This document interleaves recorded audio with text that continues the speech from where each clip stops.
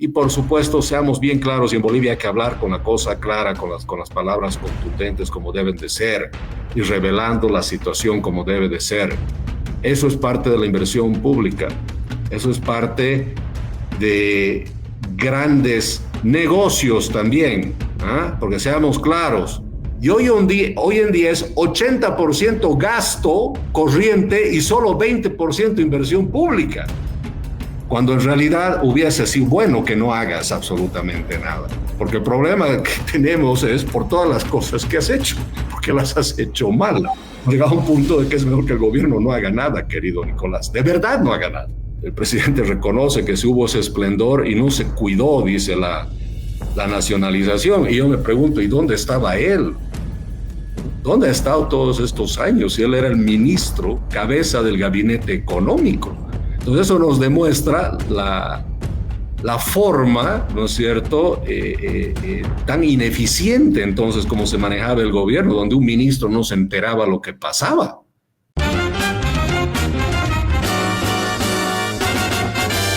Esto es Cabildeo Digital. Bienvenidos a Cabildeo Digital. Estamos con el gran Nicolás Sanabria, que este día nos trae una apasionante entrevista con el afamado economista Jaime Dunn. Dunn señala que en Bolivia no existen autonomías y que el gobierno central obtiene el 85% de todas las regalías que percibe. Otro gran problema son todas las obras que nunca se terminan, como el aeropuerto de Potosí. Esto ocurre porque hay grandes negociados detrás, indica el economista. Ahí está Jaime al otro lado de la pantalla, le voy a dar la bienvenida. Hola Jaime, buen día, gusto saludarte, un gran abrazo. Buenos días, Nicolás, muchas gracias por invitarme de nuevo a tu programa. Un gusto estar aquí y pues comentar tratar de aclarar muchas de las cosas que están pasando también, hacer ese ejercicio contigo, siempre es un gusto. Conozco de que estás por Tarija. No sé si habrás pasado por Potosí, pero ayer Potosí estaba de aniversario, 213 años de la gesta libertaria allá en Potosí. Y aquí yo decía, ¿no? En 213 años, mira, Potosí no tiene agua potable,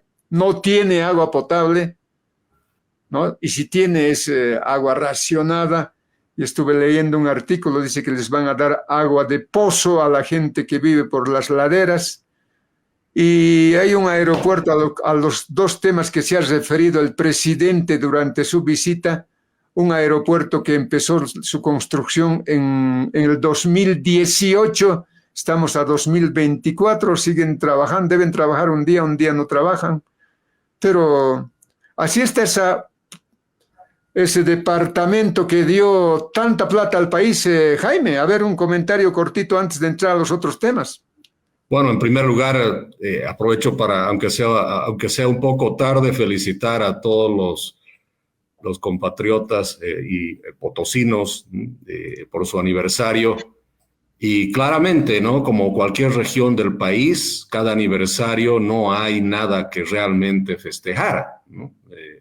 No hay que festejar. Cada año que pasa, cada día que pasa, las regiones, los ciudadanos en general, todos sienten que la cosa está peor.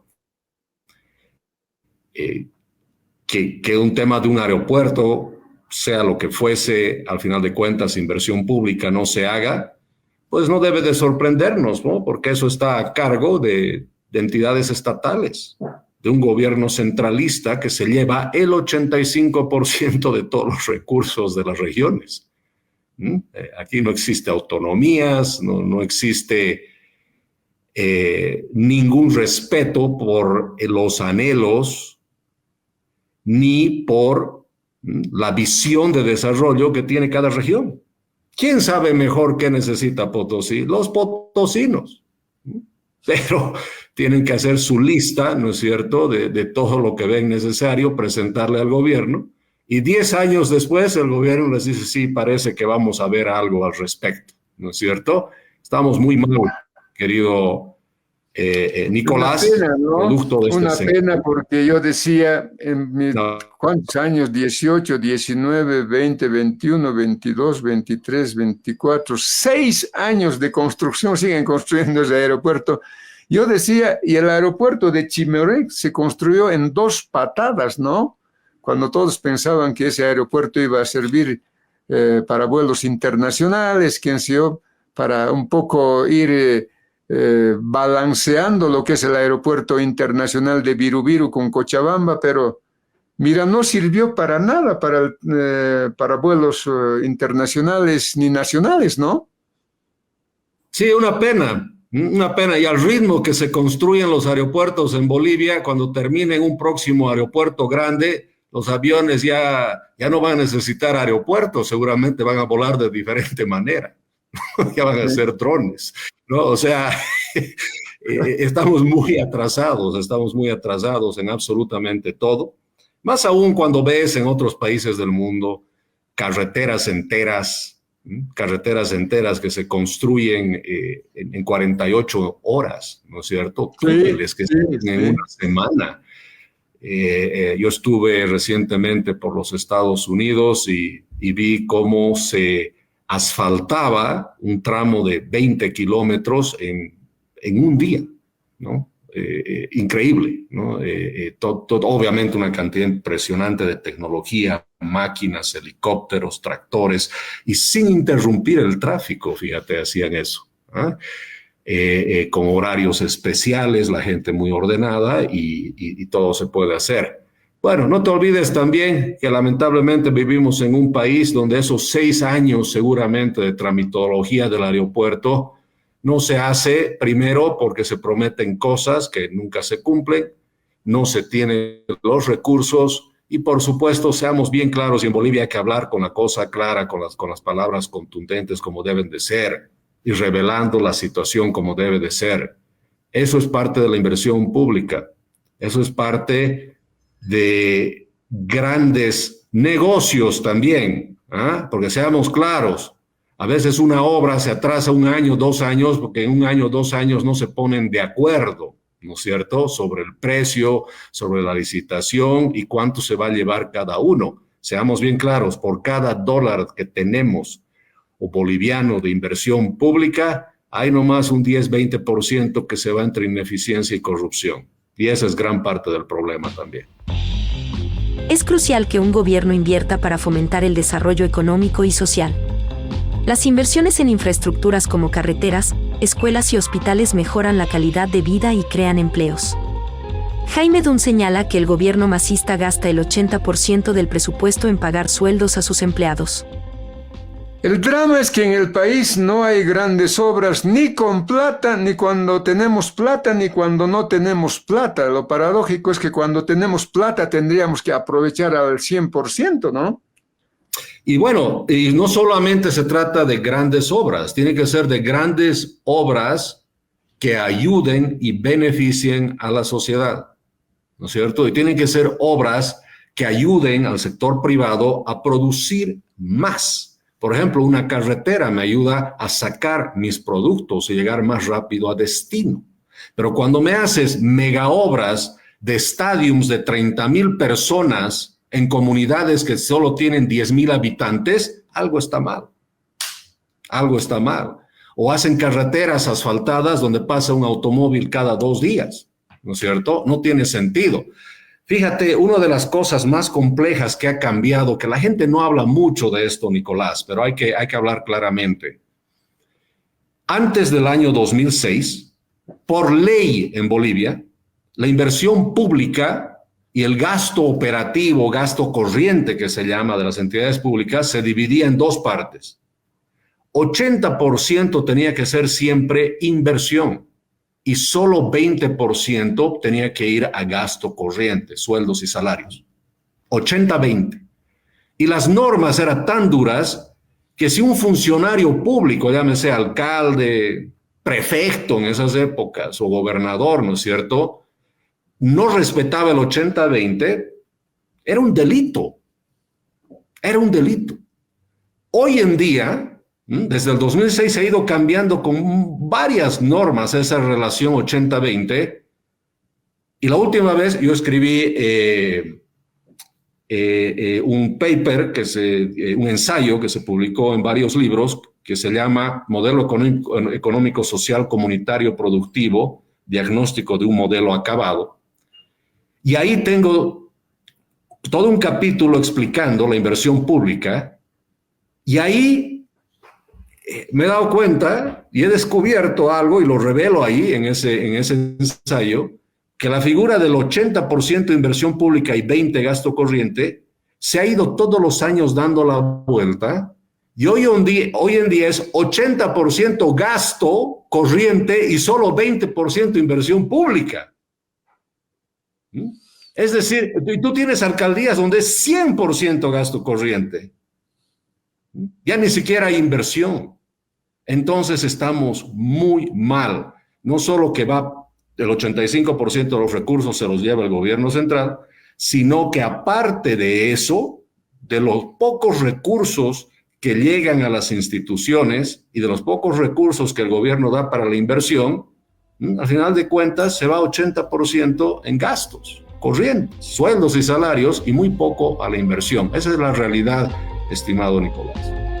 El gobierno no asume su responsabilidad y le echa la culpa a cualquier cosa que tenga a mano para no hacerse cargo. Fue Luis Arce el ministro de Evo Morales por 14 años y ahora es presidente hace 4. Jaime Dunn indica Arce Catacora hizo todo mal.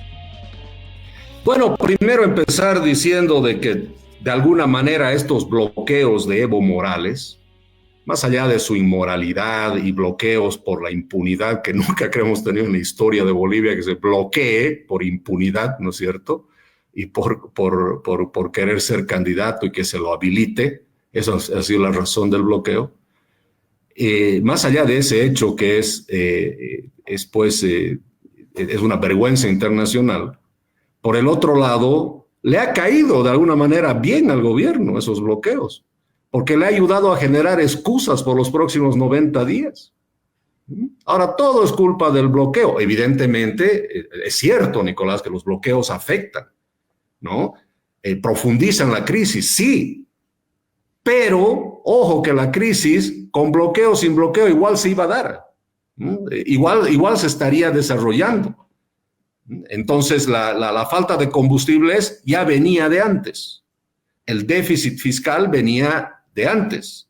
La iliquidez del dólar venía de antes. El incremento de precios, todo venía de antes, pero le ha dado una gran excusa al gobierno. Es así como tenemos que ver este tema. Y viendo el discurso del presidente, otra vez es una repetición de yo no he hecho nada malo, todo es culpa de alguien. Si no es de la Asamblea, es de los bloqueadores, es de los edistas, es de Evo Morales, es de la inflación internacional, es por culpa de lo que pasa en otra parte del mundo. Yo no he hecho absolutamente nada. Cuando en realidad hubiese sido bueno que no hagas absolutamente nada. Porque el problema que tenemos es por todas las cosas que has hecho, porque las has hecho mal.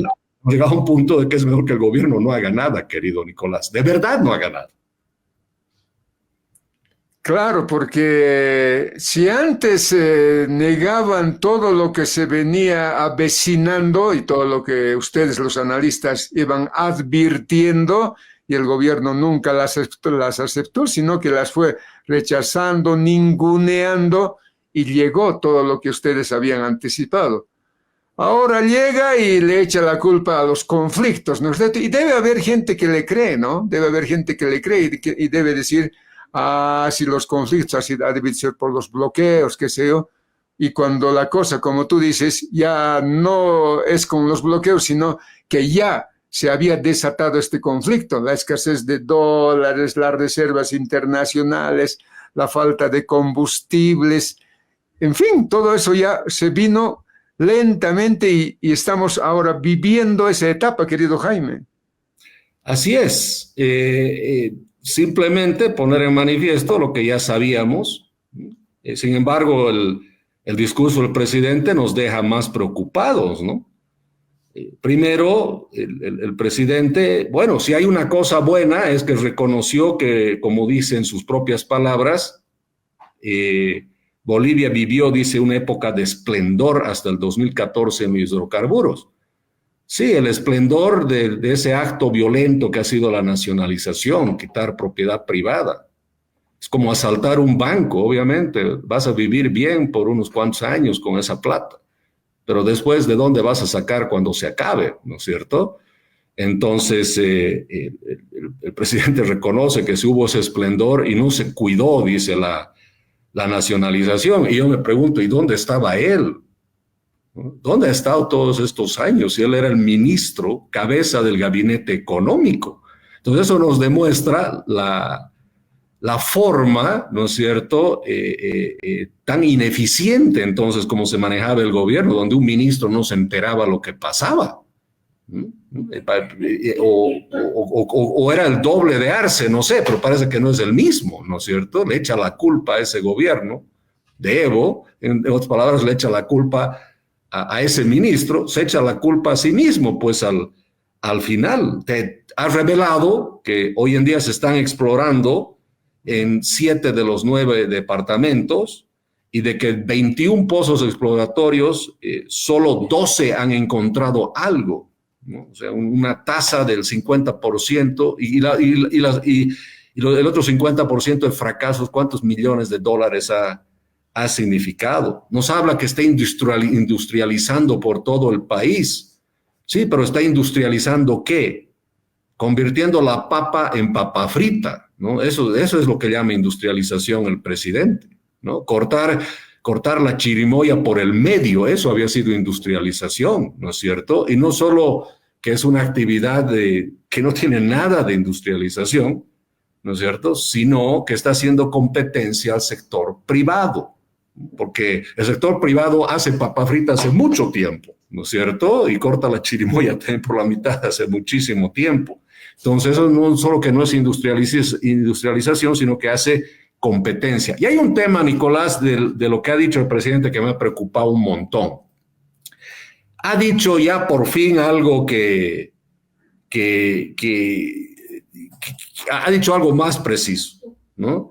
Él hablaba que el 2025 la planta del litio, las plantas del Salar de Uyuni iban a producir, él hablaba de 35,000, 25,000 toneladas de litio, ¿ya? Ahora ha dicho que va a ser 1,000 toneladas de litio. Suena harto, pero sí. 1,000 toneladas al precio de $12,000 la tonelada son $12 millones. Creo que nadie ha hecho ese cálculo. O sea, nos presenta $12 millones. Mira, la planilla del gobierno, la planilla del sector público de Bolivia es de $20 millones al día. O sea, toda esa planta de litio va a cubrir el trabajo hasta la 1 de la tarde de un día de salario. Eso es lo que el presidente nos ha dicho. Es ridículo lo que está pasando en este país desde el punto de vista económico, como puedes ver. Dunn le recuerda al país que el gobierno del MAS invirtió más de $1,000 millones en una planta que no funciona.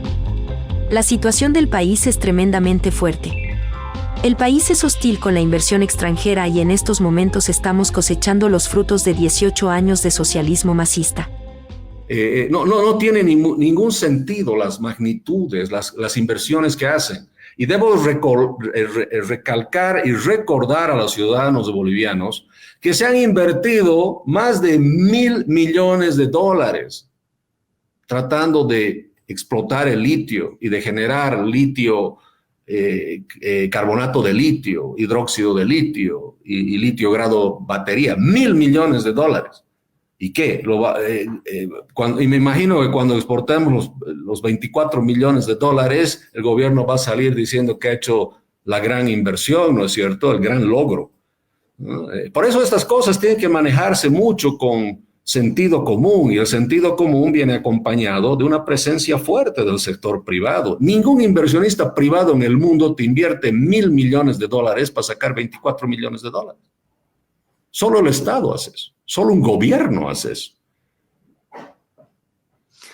Ahora lo que dijo a mí también me preocupa. Dice, reconocemos, dice Arce Catacora, que gran parte de los problemas que tiene el país, la economía nacional, es por la falta de inversiones en el país, ¿no? Y no sé si ahora, superado estos conflictos, levantado los bloqueos, no sé, estamos en momentos de la recuperación de la economía tras la conclusión de estos conflictos, Jaime. Mira, que el presidente reconozca que se necesita inversión, otra vez es una buena cosa, ¿no? Pero lo hace cuando hay problemas, ¿no es cierto? Y eso es lo interesante que yo veo, ¿no? En los ciclos económicos, cuando hay bonanza, creada con inversión privada, con inversión extranjera, ahí aparecen todas estas ideas redistributivas, ¿no es cierto? Socialistas, de decir, a esta bonanza la vamos a redistribuir. Y cuando se acaba la bonanza, extrañan al sector privado, a la inversión, y dicen, hay que traer inversionistas extranjeros, hay que bajar los impuestos, los aranceles, es hora, ¿no es cierto?, de la libre importación de combustibles, empiezan a volverse más liberales, ¿no? Y eso sucede, ¿por qué? Porque se les acabó la plata y reconocen que solo políticas más liberales te pueden generar riqueza de nuevo para, me imagino, redistribuirla de nuevo también, ¿no es cierto? Y ahí menciona la inversión privada. Y en el caso de Bolivia es un tema crítico eso de la inversión privada. ¿Por qué? Porque todo el modelo económico que se aplica desde el año 2006 ha arrinconado a la inversión privada, ha desechado a la inversión privada, más bien no le ha dado cabida a la inversión privada porque la política ha sido el Estado soy yo, el Estado soy yo y yo hago todo, no necesito el sector privado. Y por supuesto puedes darte el lujo de tener esa arrogancia cuando tienes recursos. Y el resto que se te acaba tus recursos, ya no puedes decir todo soy yo y lo voy a hacer todo yo. Entonces tienes que buscar ayuda y ahí recién empiezas a buscar al sector privado. Pero el tema es que puede ser tarde, ¿no es cierto? Porque ya nadie quiere trabajar contigo, porque además tú no pones las condiciones necesarias para trabajar. Y con esto termino, Nicolás, esta parte de mi intervención. Le quiero recordar a los ciudadanos bolivianos que el año 2022-23 han habido 225.000 millones de dólares de inversión extranjera directa en Latinoamérica y el Caribe. 225.000 millones de dólares. ¿Y sabes cuánto ha recibido Bolivia? 6 millones de dólares. Prácticamente cero. Es decir, la inversión ha caído alrededor de Bolivia, pero no ha caído nada en Bolivia. ¿Por qué? Porque es un gobierno problemático, un modelo que no respeta la inversión privada y respeta menos la inversión extranjera, ¿no es cierto? Es violenta con la inversión y la propiedad extranjera, le quita cosas a los extranjeros. La seguridad jurídica no existe en el país porque todo es a favor del gobierno. Entonces, el que viene a hacer un negocio en Bolivia tiene que olvidarse después de su inversión porque siempre va a salir un fallo en contra del inversionista. Entonces, todo eso, todos esos componentes nos han llevado a esta situación.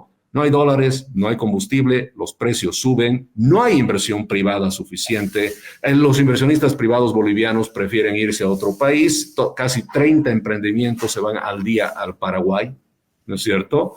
Y entonces nadie quiere hacer negocios en este país porque es un país tremendamente riesgoso e inseguro, ¿no?, por las políticas de Estado. Y hasta que no cambiemos eso, difícilmente va a cambiar el problema económico de Bolivia. Tengo aquí un artículo, a ver, quiero compartir contigo, Jaime. Está fechada con el 11 de noviembre, para decir de hoy, 11 de noviembre del 2024, y dice: descubren el mayor yacimiento de litio del mundo que superaría las reservas de Bolivia. No está en Sudamérica, dice. Este yacimiento, el mayor del mundo, con hasta 40 millones de toneladas, ofrece la oportunidad de estabilizar el mercado del litio esencial para la transición hacia energías limpias y el desarrollo de baterías para autos eléctricos. Más abajo dice, un reciente descubrimiento en la caldera Madarmik, un supervolcán ubicado en la frontera entre Nevada y Oregón, en Estados Unidos, indica que podría albergar hasta 40 millones de toneladas de litio, superando las reservas de Bolivia. Este hallazgo podría transformar el panorama mundial de producción de litio, posicionando a Estados Unidos como un actor crucial en la extracción de este recurso fundamental para el futuro energético, dice este artículo, Jaime. Correcto, y ese volcán, ese hallazgo en Estados Unidos de ese depósito de litio ya ha sido hace más de un año, justamente. El yacimiento se llama Caldera McDermott y es un supervolcán extinto entre Nevada y Oregón. Y sí se estima, por lo menos, ¿no?, de entre 30 y 40 millones de toneladas de litio, lo que realmente convertiría a Estados Unidos el país con las mayores cantidades de reservas de litio, ¿no es cierto? Y haría, obviamente, que Estados Unidos sea un participante muy grande en el mercado de litio. Y eso, obviamente, te afectaría a los precios y afectaría, pues, a todo el mercado, haciendo de que a los volúmenes suban, y subiendo los volúmenes también se afecta a los precios aún más, aún más. Bolivia inició sus inversiones en litio con mayor énfasis cuando el litio llegó a costar casi $80,000 la tonelada, pero hoy en día está entre 10 y 15,000 y no hemos terminado siquiera el proyecto. Entonces te das cuenta cómo la diferencia de precio de cuando empezaste y donde estás ahora es tan grande que las cosas apuntan de que hay que tener mucho cuidado con lo que quieres hacer. Más allá del hecho, Nicolás, que es bien importante mencionar, que la industria del litio en Bolivia es naciente y todavía está en etapa experimental.